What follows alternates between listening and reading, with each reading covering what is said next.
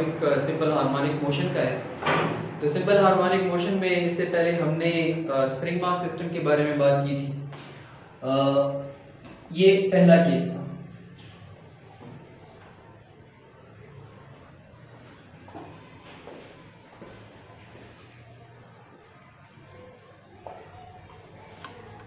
उसके बाद सेकंड वाला जो सा केस है वो है बॉल एंड बाउल, और थर्ड सिस्टम जो सा हमारा होगा वो होगा सिंपल पेंडुलम। तो हमारा जो सेकंड टॉपिक है बॉल एंड बाउल सिस्टम, इसको आज हम डिस्कस करेंगे। ये पहले वाला टॉपिक, पहले वाला सिस्टम हम डिस्कस कर चुके हैं ऑलरेडी। ये सेकंड वाला आज डिस्कस करेंगे। तो सिंपल हार्मोनिक मोशन में हमारा आज का जो टॉपिक है वो है बॉल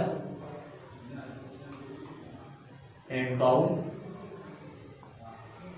सिस्टम।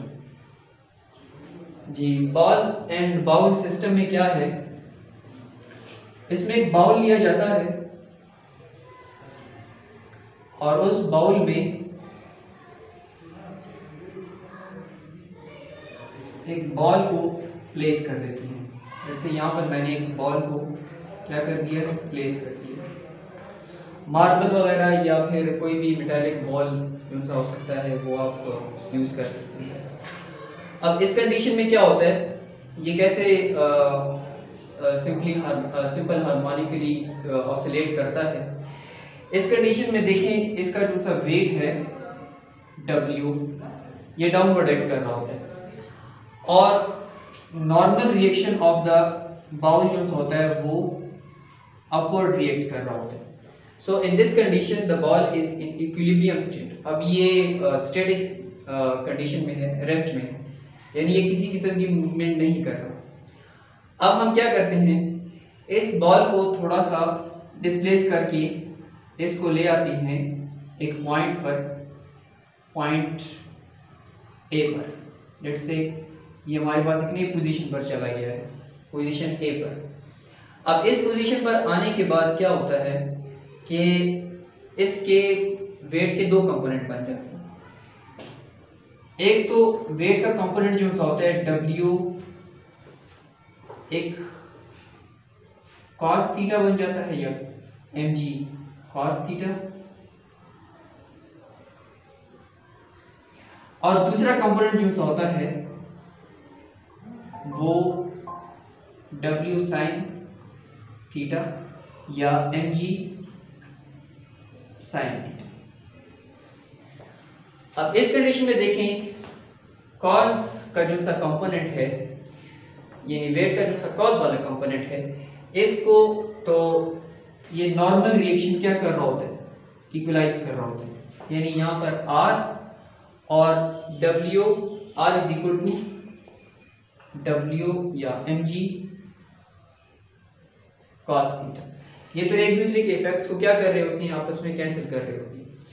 जो सा रिस्पॉन्सिबल कंपोनेंट होता है इस बॉल के मोशन के लिए वो होता है साइन थीटा। ठीक है, यानी इस बॉल में मोशन कॉज करता है साइन का कंपोनेंट। तो साइन का यानी वेट के दो कंपोनेंट हमारे पास बन गए, एक तो कॉज बन गया और एक साइन बन गया। कॉज का कंपोनेंट जो होता है वो तो नॉर्मल रिएक्शन के साथ क्या हो गया, बैलेंस हो गया, so the effect has been cancelled. और जो साइन का कंपोनेंट रह गया है ये डायरेक्ट होता है, यानी इसकी डायरेक्शन होती है टुवर्ड्स द मीन पोजीशन। अब मीन पोजीशन मेरे पास लेट से ये थी O की तरफ होती है। तो यहाँ पर जो ही हम इस बॉल को रिलीज करेंगे पोजीशन A पर से, जब हम रिलीज कर देते हैं तो ये अपनी मूवमेंट स्टार्ट कर देता है, मोशन स्टार्ट कर देता है towards the mean position O। इस कंडीशन में इसकी वेलोसिटी जो सी होती है या स्पीड जो सी होती है वो मैक्सिमम से मैक्सिमम होती जाती है। ठीक है जी। अब मीन पोजीशन पर आकर इसकी स्पीड जो सी होती है वो मैक्सिमम होती है। ठीक है, लेकिन इससे पहले मैंने आपको स्प्रिंग मास सिस्टम में बताया था कि मीन पोजीशन पर ये बॉडी रुकना चाहती है, it wants to stop but it couldn't. क्यों? क्योंकि इनर्शिया का जो सा फैक्टर होता है वो इसको स्टॉप नहीं होने दे रहा होता। ठीक है, तो हाई स्पीड की वजह से इसका इनर्शिया जो होता है वो ज़्यादा हो जाता है, तो ये मेन पोजीशन को छोड़कर आगे की तरफ मूवमेंट स्टार्ट कर देता है। और यूं यूं ये बढ़ता जाता है दूसरी तरफ, तो आहिस्ता आहिस्ता इसकी स्पीड डिक्रीज होती जाती है और एक नया पॉइंट एक्वायर कर लेता है या एक नए पॉइंट पर चला जाता है, विच इज पोजीशन बी। अब पोजीशन बी पर आकर इसकी स्पीड क्या हो जाती है, बिल्कुल डिक्रीज हो जाती है, खत्म हो जाती है, फिनिश हो जाती है और ये स्टॉप हो जाता है। तो जब ये स्टॉप हो जाता है तो ये कुछ देर के लिए वहां पर स्टे करता है and after stay it comes back towards the main position. ठीक है जी, यानी कि ये यहाँ से चला था यूं और फिर यूं आया और फिर ये वापस यूं जाएगा, तो ये एक हमारे पास एक साइकिल सा बन जाएगा। तो इस सिचुएशन में ये क्या करता जाएगा, ये इसी तरह ऑसिलेट करता जाएगा।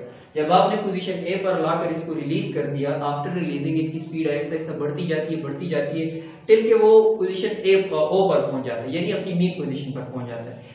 तो जब मीन पोजीशन पर पहुंचता है तो इसकी स्पीड ज़्यादा होती है और इनर्शिया की वजह से ये रुक नहीं पा रहा होता, तो ये आगे बढ़ जाता है और दूसरी पोजीशन बी पर चला जाता है।